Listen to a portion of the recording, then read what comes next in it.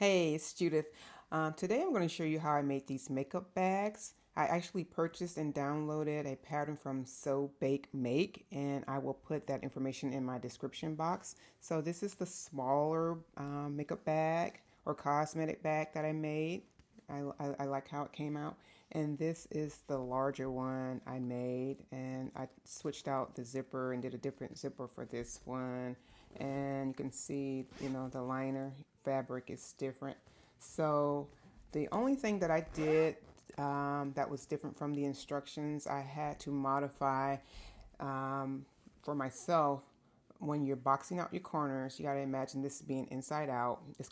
The technique is called boxing out your corners. So essentially, when you're gathering all this fabric, your outer fabric and your lining, to make a corner like this, the instructions call for you to box them out all together. That didn't work for me. So what I ended up doing was essentially doing a base stitch on my outer fabric. Again, imagine this being inside out. Then I added my liner and then stitched it all together. It's like my machine couldn't handle the bulk. That just didn't work for me. So you always have to do what works for you. You can get to the end point the same way, but that worked for me, and I plan on making more of these. And I will get into the tutorial now. Thanks. Bye. Okay, to start this project, I'm using quarter fats that I purchased from Walmart. I believe they were approximately, I think, $1.25, maybe 1.50. And I will now start cutting out the liner, the outer fabric, and my batting. I'm cutting them to 8 by 11 inches. Okay, I have all my fabric pieces cut out. I have my outer fabric cut out, my batting cut out, and my lining cut out. So my next step will be I'm going to place my outer fabric on top of my batting, both pieces, and then I'm going to take it over to the sewing machine and do straight stitches, and they will be 1 inch apart, so to quilt the outer fabric.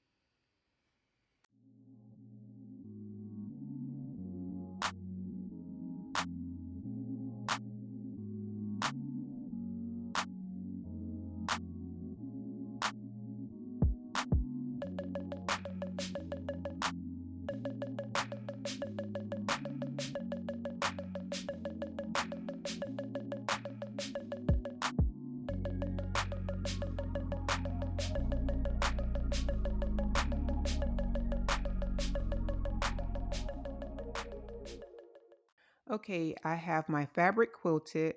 So now I'm going to take my zipper and lay it face down, teeth facing down, and then I'll add my liner piece facing downward. The right side is facing the other fabric and the wrong side is facing up.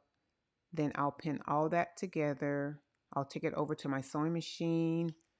I'll switch out my regular sewing foot for my zipper foot, and we're going to attach that zipper to that portion right there.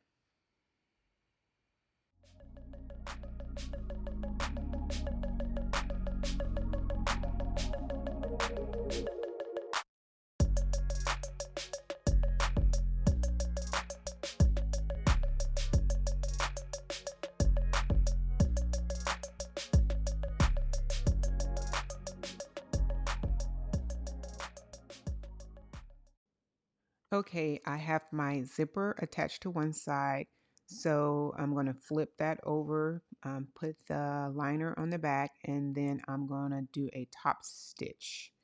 Then I'll bring it back and I'll put it all together. So flip that over and then do a top stitch. Okay, now my top stitch is done. Now I'm going to put the rest of the bag together, lay that on top of the liner. Liner is facing up, and then the batting, the last piece of outer fabric, I'm going to lay it on top, sandwich it all together.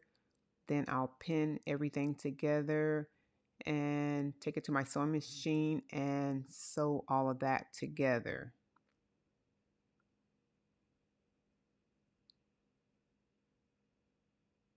And that's what it should look like once it's all together. Okay, I have my zipper attached to the other side, so now I'll just come back and do another top stitch to the other side.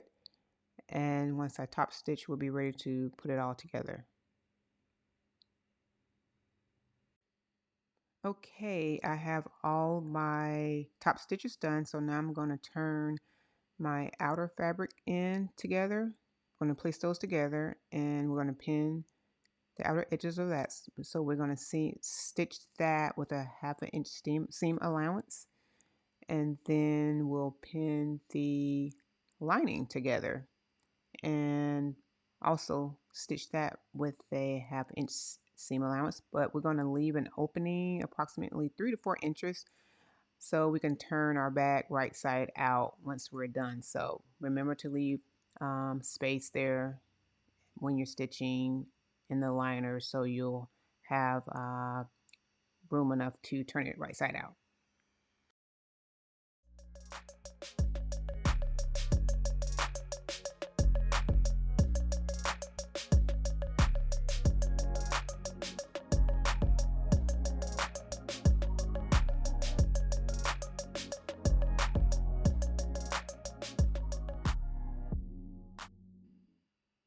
Okay, I got my outer and my lining stitched together, so I'm just showing where I marked my fabric 1.5 inches.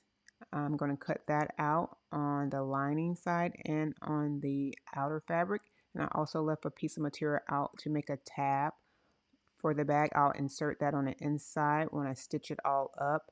So just stitch the side of that and then turn it and make a little tabby.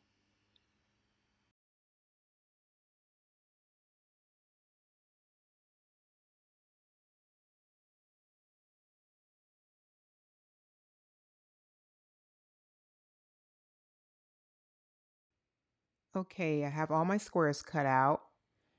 And I also made a tab, so I'm going to insert that tab, and I'm pretty sure I taped it down so it wouldn't move while I was stitching it. And then I'll come across the top and make a 1/2 inch seam allowance and stitch across the bottom with a 1/2 inch seam allowance.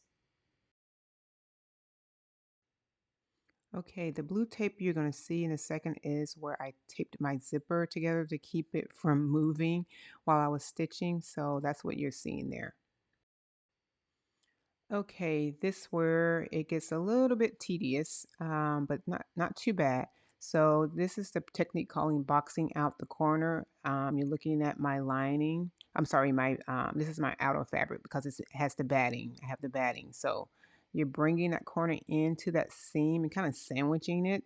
And I'm going to just come across. I did a basting stitch for all my outer fabric portions, all 4 of those, and then I'm going to come back and then add the lining to it. So I did my outer fabric first, just showing where I pinned it or clipped it, and then I'm going to bring in the lining to that and stitch it all together. It's a bit tedious, but is the method that worked for me. So you may have to try your own technique, but yeah, you have to take your time with this portion so you won't have any missteps or any gaps. Okay, I'm at the portion I boxed out all my outer fabric, and now I believe this is the last corner of my inner fabric. So again, bringing that corner in and making the seams are supposed to line up. It's very tedious, so it's, yeah, with the smaller bag, it's a bit tight. So I just kept working at it till I got those corners to kind of peak and hit together. So this is why I went ahead and did my outer fabric first, because that's a lot of fabric to kind of gather together to stitch together. So again, this technique worked for me. So I'm bringing all that together and then I'm going to stitch it with a 1/2 inch seam allowance, and I'll be done with all my corners, and then I can flip the bag right side out, and then we'll close up the gap that we left to turn it out. Just a side note, at this point, I've already cut off my excess zipper top and bottom.